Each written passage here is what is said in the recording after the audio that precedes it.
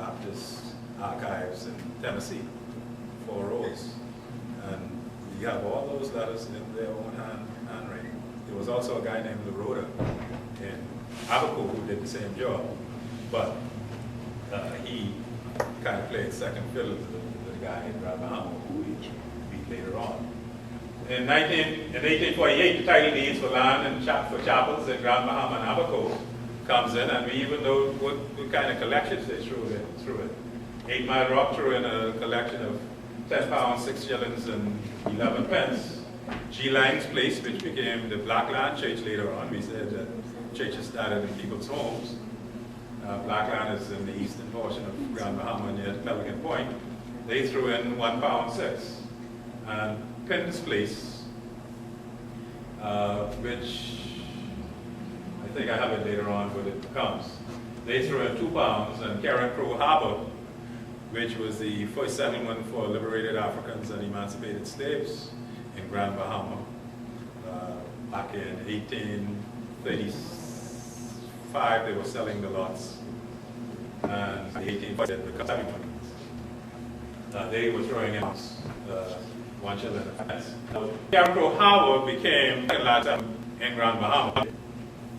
Basically what happened was reports to the church, in Zion Church in Nassau. We lost most of these records until I stumbled across the fact that I didn't have to go to England to get them. I bought some throughout. That's what we call McLeanstown today. Okay. Yes. Over what period of time was the collections? That was for a year. Believe it or not, that was for a year. Okay. Now, that was actually because it came to a point where the Anglicans continued to put in collections. I have the collections for the Anglicans too, but I didn't have time because I just found them the other day. They continued to collect good collections. Well, when I say comparatively good collections, there came a time when the Baptists got so poor that they just didn't stop sending collections at all. So it didn't look like they were collecting after. They were still building churches and all that. By 1851, G. Lang's and Penn's Place are being referred to as Grain Cove, which is now Maida Town, and Blackland, as we say, which is close to Pelican Point.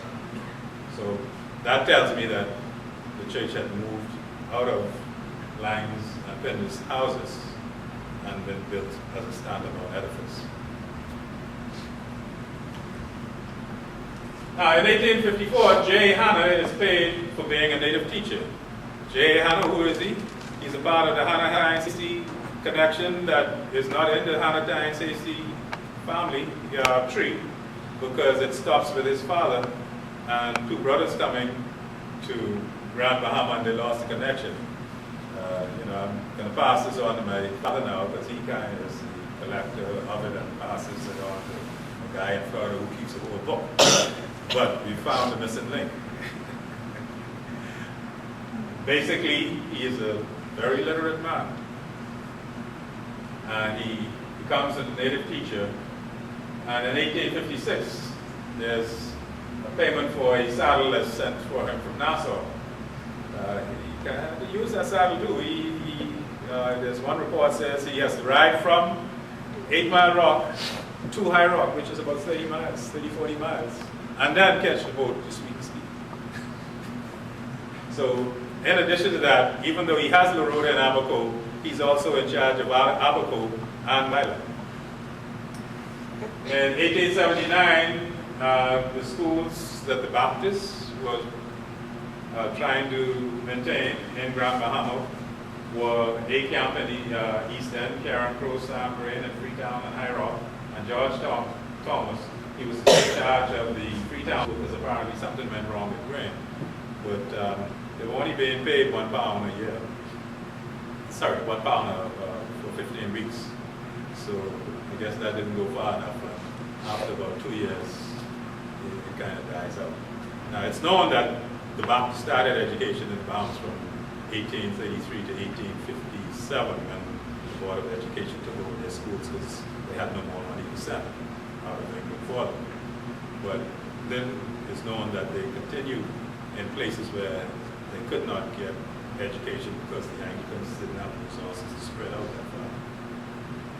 And of course, the Anglicans did pick up Freetown and High Rock later on, and then they became granted aid schools, and today both Freetown, which is now New Freetown, and High Rock, have primary schools of their own, but the children have to come to Freeport for high schools.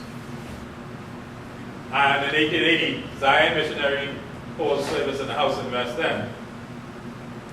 So by 1880, they still don't have a church in West End.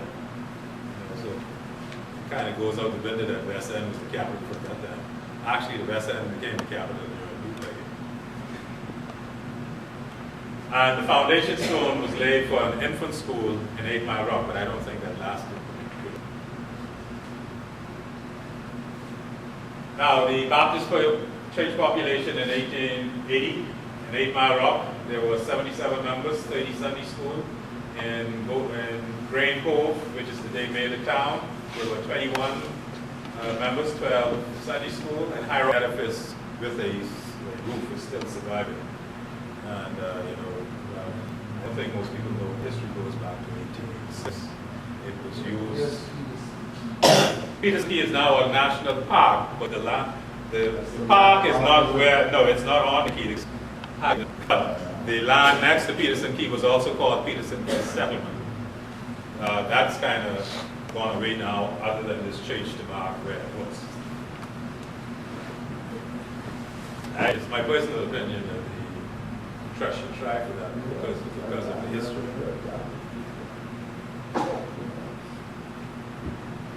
Now, history of St. Stephen's Parish is not only in the churches and who came to Grand Bahama, but there was one guy that was born in Grand Bahama that became very prominent in the St. John's Native Society. In fact, he was their second pastor after Prince William.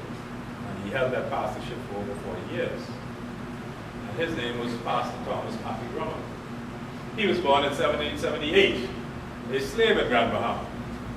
And he is acknowledged as not being literate. But they say, my God, he really can command a Florida. He said he'll go in there and cook for you when you're sick at your home, and as many school children as they had members. And Karen Row Harbor had, which is now McLeanstown, 24 and 23 respectively. A new church was built in Peterson Key in 1886, and a new school run by a guy named Hensley for a while took place in 1888. This is the only Baptist church from the 1880s that there was 8 and 0, so I guess Blackland started to have old people that no children from that time, and eventually it faded away.